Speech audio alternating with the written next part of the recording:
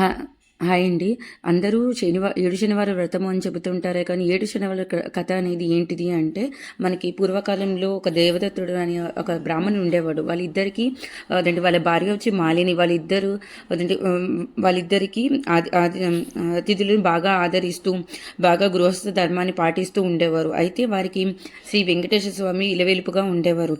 అయితే వాళ్ళ ఇంటికి ఒక కాశీయాత్రకు చేసి వచ్చిన ఒక బ్రాహ్మణోత్తముడు వచ్చాడు.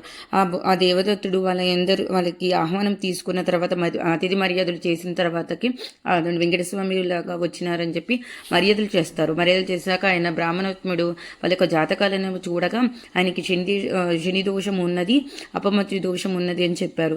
చెప్పగానే అప్పుడు అక్కడ ఏ పూజ చేయాలి అని అడగగా అప్పుడు 7 శనివారాల వ్రతకథం అనేది ఒక కథ ఉన్నది, ఆ కథ మీరు పాటించండి అని చెప్పి ఆ కథ గురించి చెప్పారు. చెప్పిన తర్వాత వీళ్ళు ఒకనాడు తారబలం చంద్రబలం అన్నీ చూసుకొని ఒకరోజు పూజ చేద్దామని నిర్ణయించుకున్నారు ఇద్దరు దంపతులు.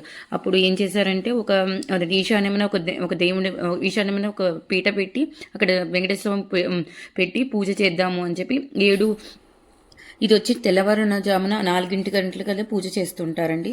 ఈ పూజ వచ్చేసరికి మళ్ళీ తర్వాతకి ఇక్కడ 7 అరటి పండ్లు, నల్ల ద్రాక్ష పళ్ళు, 7 చిమ్లీ పండ్లు చిమ్లీ ఉండలను సిద్ధం చేసుకుని పూజ చేయాలి. సాయంకాలం నాడు పూజ చేసుకుని ఒక బ్రాహ్మణుని పిలిచి భోజనం పెట్టాలి.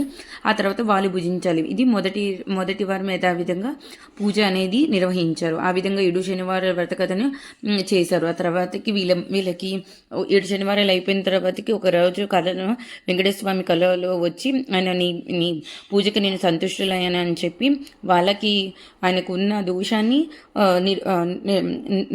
దోషాన్ని పోగొడతాడు. ఈ విధంగా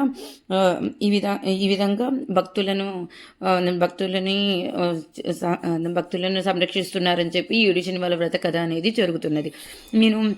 ఇది ఆల్రెడీ జరిగిన ఒక మహత్యం ఉన్నదండి, చెబుతాను. మనకి 7 నవగ్రహాలలో ఒక దేవుడైన శనీశ్వరుడు ఉన్నారు కదండి. ఆయనకి ఎవరు పూజలు చేయరని చెప్పి చాలా విచారంగా ఆయన దగ్గరికి వెళ్ళి శ్రీ వెంకటేశ్వర స్వామి తపస్సు చేస్తాడు.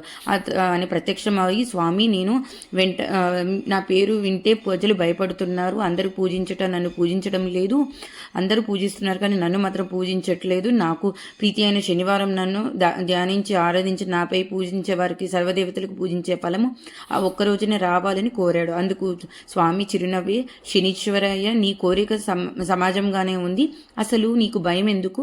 6 వారాలు దాటాక 7వ వారము అంటే ఇష్టపడతావు, నేను 6 కొండలు దాటాక 7వ కొండ మీద ఉంటాను, నువ్వు నల్లవి వారివి, నేను నీలవరుడినే, నువ్వు శనిదేవుడివే, నేను శనిదేవుడిని,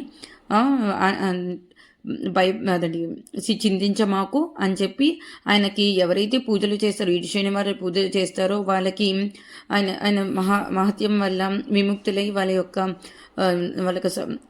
నవగ్రహ సంపూర్ణంగా కూడా లభిస్తుంది. పూజ చేసిన వాళ్ళకి సమస్త శని దోషాలన్నీ పోయి సౌఖ్యంగా పొందుతారని చెప్పి ఆయన వరం ఇస్తారు. ఈ కథ మీకు నచ్చితే ఎప్పుడైనా మీరు ఈ కథను ఇంకా కథలు ఉన్నాయండి, మీకు కావాలంటే కమెంట్ చేయండి. నేను మళ్ళీ నెక్స్ట్ వారము పూజ చేసుకుంటాను. ఇది 3వ వారం కదా, మీకు కావాలంటే నేను కమెంట్ చేస్తాను. నెక్స్ట్ వారం కథలో మొత్తం అంతా ఫుల్ డీటెయిల్గా మీకు కథలన్నీ యాడ్ చేసి పెడతానండి. మీకు నచ్చితే please like and share and subscribe the channel.